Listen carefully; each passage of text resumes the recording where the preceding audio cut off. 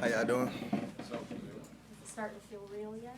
Oh yeah, it felt real yesterday. It felt real when I was driving over here. So, Yeah. like I said, it's a exciting moment, man. I'm blessed to be here. So yeah, it's great. Any first day butterflies yesterday? Oh yeah, and the nervousness up too. Just being here, knowing that you gotta, yeah, you thankful for the moment, but you also gotta be a professional. You also gotta learn these plays. You also gotta get in your playbook and do all them kind of things. So it's like you get them jitters, but you also get that, man. You gotta go because you only get 3 days of this opportunity. So you're working with George Edwards, who worked wonders with Micah Parsons in Dallas. I'm not sure how much you know about Coach Edwards or Micah Parsons for that matter, but I mean just having a guy like that has quickly made Parsons one of the best pass rushers, and maybe can teach you how to do the same. But I mean, what's it like to be in a room with a guy like that that has that track record? Oh, it's great. Like his track record, well, like you said, they go deeper than Michael Parsons. I know both of them, but like it go back to Miami with Cam and all them. So he has a long track record of getting guys, and he got Pro Bowlers that he coached. He got, like you said, like Michael Parsons, things like that. So I know he got all the knowledge, and just being around him, being in the meeting room, I know it's a lot I can get from him, a lot of I could pick from him. But right now, he's teaching us a lot, man. He's teaching us different things. I feel like he gonna be he already a great coach, but just for me, it's gonna be a great situation. Your roommates with Yaya Diaby? Yeah, that's my boy. Yeah. Yeah. How much of a benefit is that, having a roommate who's playing the same position as you? They can go over the same types of coaching points and homework assignments, those types of things. It's a blessing. Like I met Yaya at the combine, so it was already cool. So when we got drafted, we hollered at each other. But just having him a roommate just makes everything easier. Going in there, we can run through plays.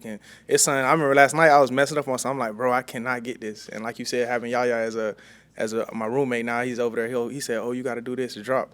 So it's like, dang, like just having him there, he's a great guy. He's always in his playbook. He always helping me. We get up, run it. So yeah, that's great. You guys are helping each other, but I'm sure at the same time, by nature, all of you guys are very competitive. So, I mean, do you sense kind of a friendly competition between you guys as well? I mean, yeah, it's a friendly competition between everybody, but we got me and him on the field at the same time. So, man, I'm trying to make sure he get the call. He trying to make sure I get the call. So it's like we're trying to make each other better right now, because right now we both in a position where we don't know. We're all trying to learn. It's not like yeah. It's more so like we're trying to help each other get better, get to the next step, because none of us are there yet. They took a bit of an unconventional route here, obviously. Arizona, JUCO, Eastern Michigan, and your production really jumped off the charts last year. Talking to Coach Needham, he said, there'd be times he'd be coming back late and you'd be running stairs at 11:30 midnight. He'd come into the meeting rooms and you'd be asleep watching tape from the night before.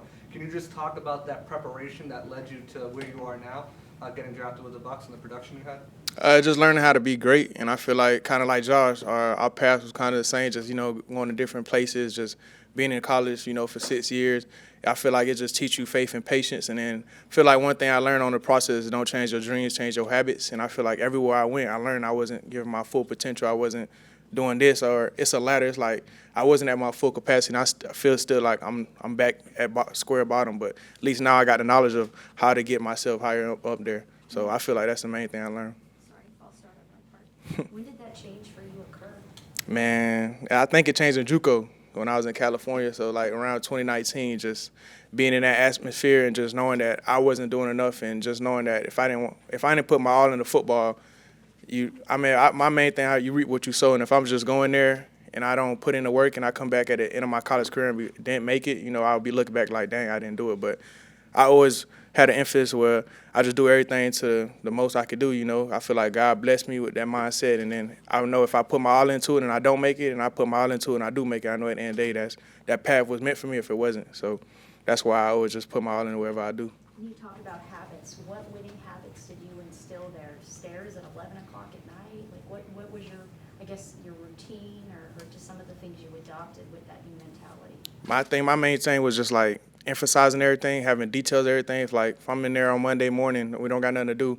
First thing I'm doing, I'm going to the treatment room. I'm trying to get my body right, and I'm trying to break down film. But make sure when I'm breaking down film, I'm not just watching film just to say I'm in there watching film, but really break down the quarterback or the outside. I'm at the O lineman, things like that, and then to just put in the work. Because like you said, I could be 11 o'clock and be at a party at night or just doing something like, the college life. But I feel like that wasn't my goal to go there. My goal is to get to the next level. So if I went to a party, I look back and be like, oh, that's probably why I didn't make it. I was out here just doing stuff I didn't want to do. So I feel like that's the main, just changing your habits. That's not nothing that's going to get me to where I want to be in life. So, yeah. How often were you doing those stairs at 11 o'clock though? Oh, summertime, where we was doing that every other day, and then every other day with Other those. people too?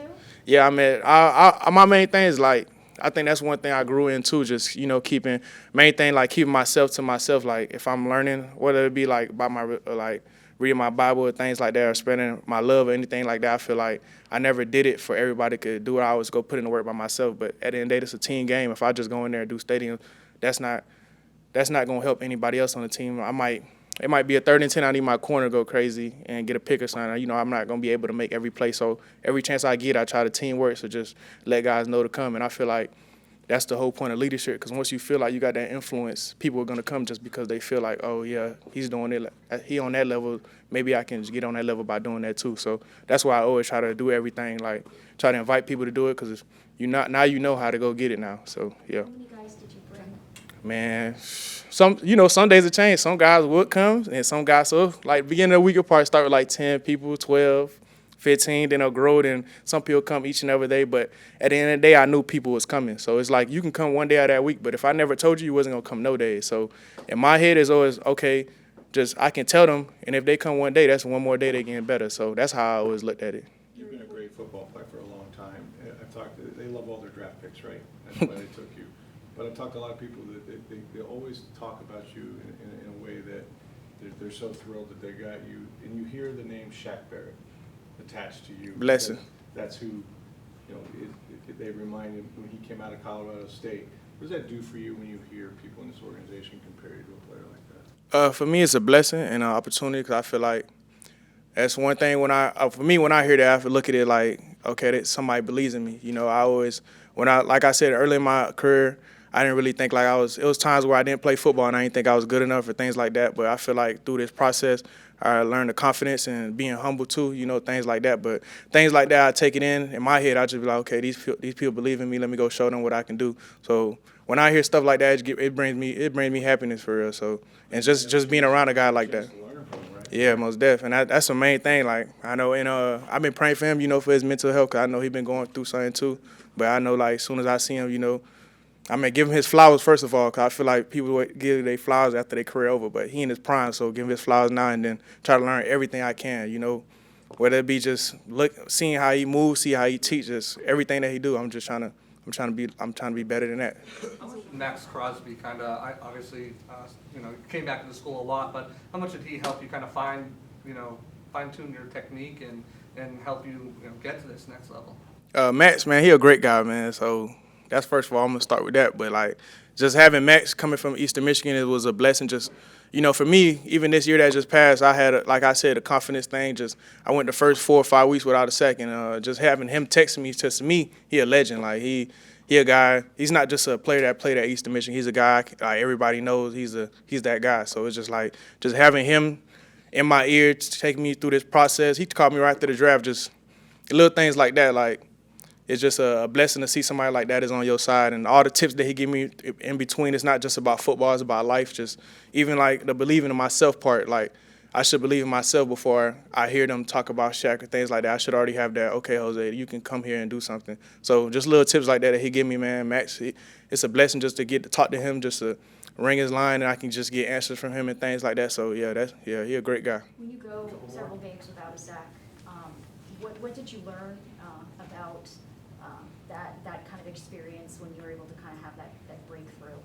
I think faith, like I said, faith and patience. So I feel like the main thing was, like you said, not changing my habits. Like I could go a game without a sack, this game, another game without a sack, but the only Sunday through Friday, I still got to put in the same amount of work that I did a week before. Because if I didn't, who said I was going to have the second half of my season going to be that great if I just chill down and be like, oh, I'm not that good, I'm not doing anything. So just learning to have that confidence in yourself, like, and learning to trust the process and trust your coaches and trust everybody, not trying to doubt nobody, just keeping that faith, and that's the main thing I learned on that one too.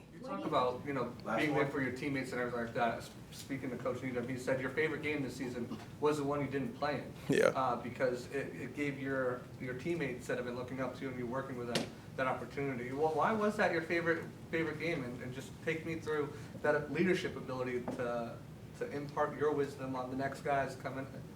Because I feel like the main thing, you know, through this life, I feel like life, we always try to find happiness. And, you know, happiness can be short bursts. Happiness can be, you know, just one day of this month. So I feel like just me not playing, me being able to coach them guys, me seeing Michael get his first sack of the season, just seeing them celebrate, just being there to coach them guys up and just see how they was, how the atmosphere when you're not playing, and see how much people just like, dang, Jose, like, man, appreciate you that like this and that, like, man, it bring happiness to me just to see them boys living out their dream. Because me, it's always, the camera's always on me every game. The camera's always this and that. So for them to get that spotlight and get that win, it just showed that you don't need Jose. Like, y'all just did that by yourselves. So, man, that brought me, them boys, yeah, they did that, yeah. Okay. Thank you. Thank y'all.